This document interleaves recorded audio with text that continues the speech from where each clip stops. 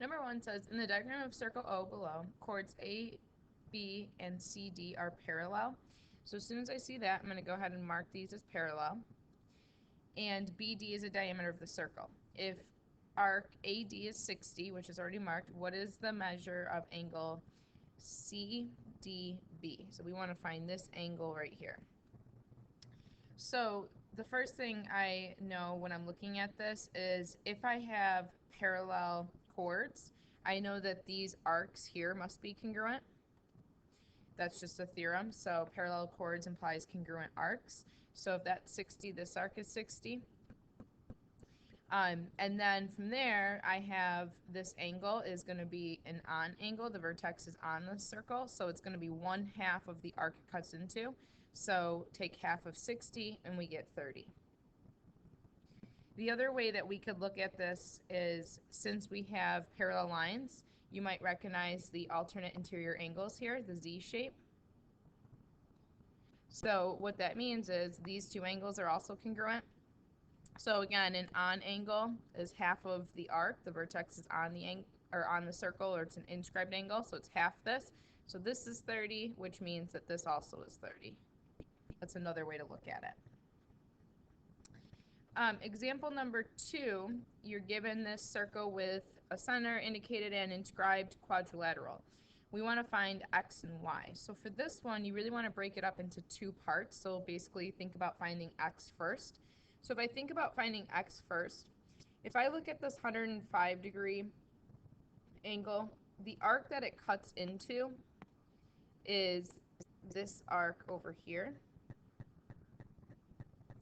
which means that since this is an on angle, it's an inscribed angle, the angle is half of the arc. So that means the angle, if the angle is 105, then the arc would have to be twice that. So the arc that it's cutting into is going to be 210.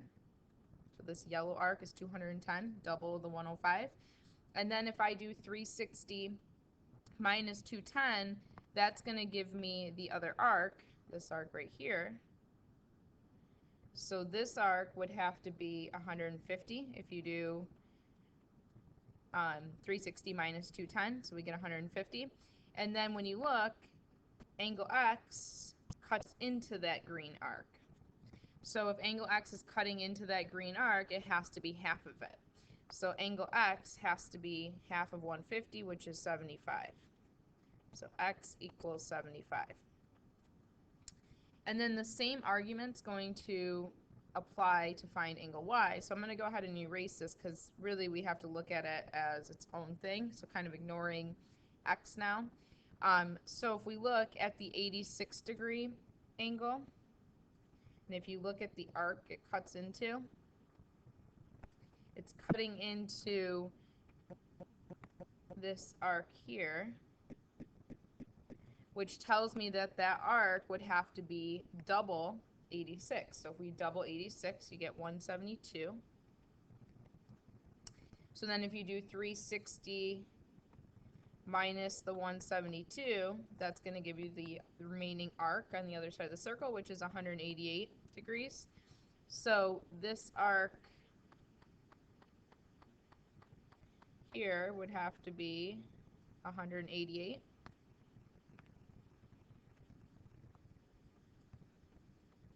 So then when I look at this angle Y, which is what I'm trying to find, you can see that angle Y cuts into the green arc.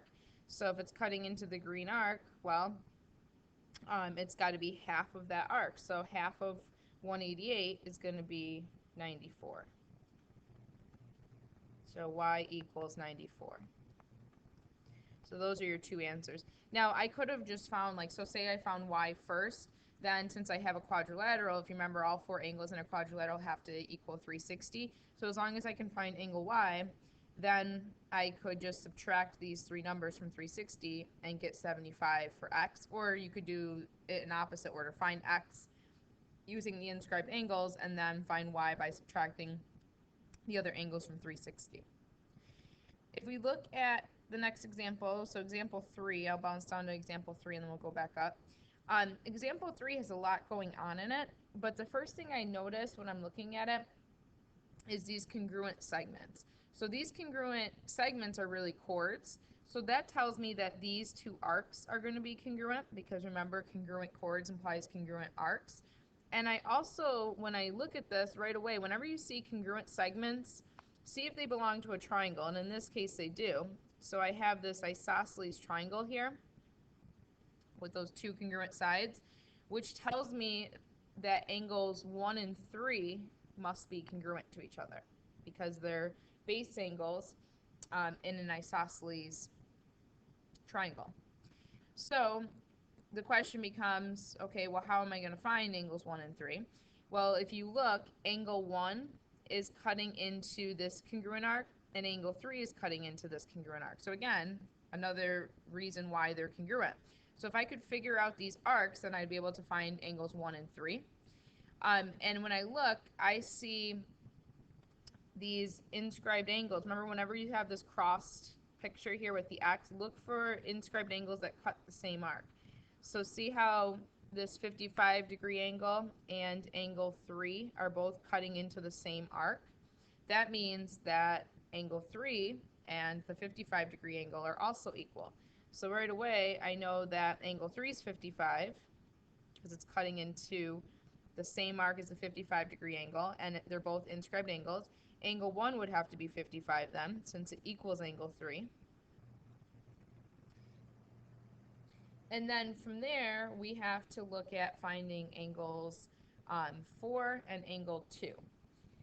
So for angle 4 and angle 2, those are going to have to be equal to each other for the same reason, because if you look, angle 4 is cutting into this arc, and so is angle 2, and again, they're both inscribed angles.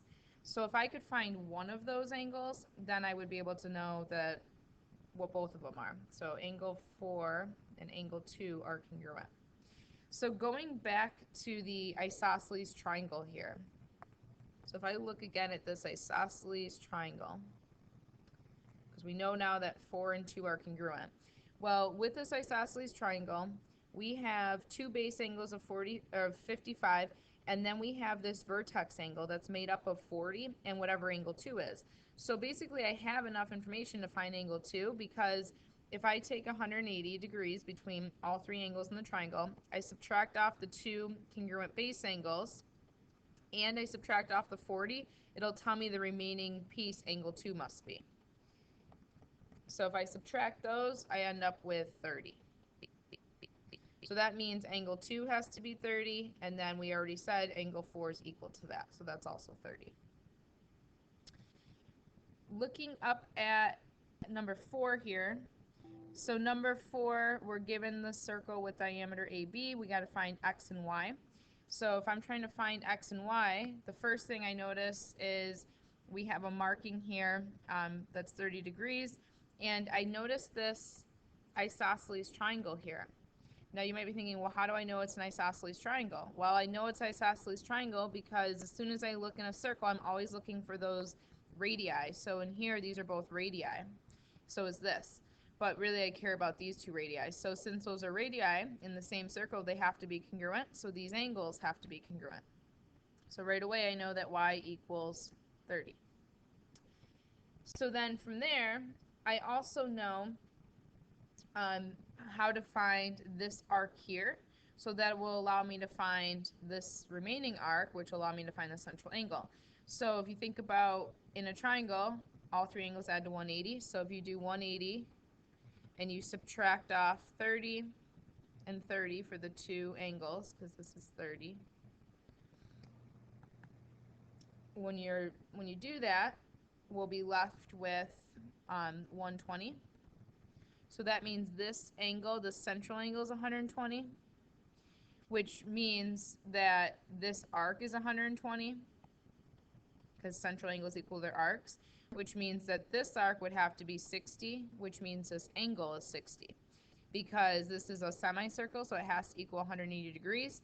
But really, I could have just looked at these two angles and say, oh, they form a straight line, so it means they're supplementary. So if this one's 120, that one's got to be 60.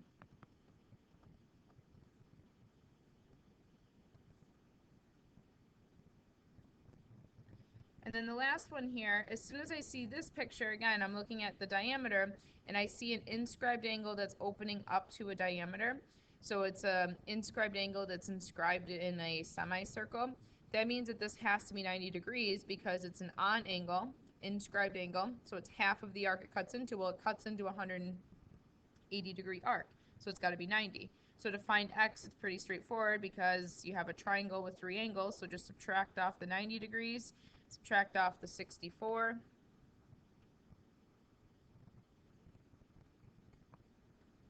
And that'll give you x. So you're going to get 26 when you do that.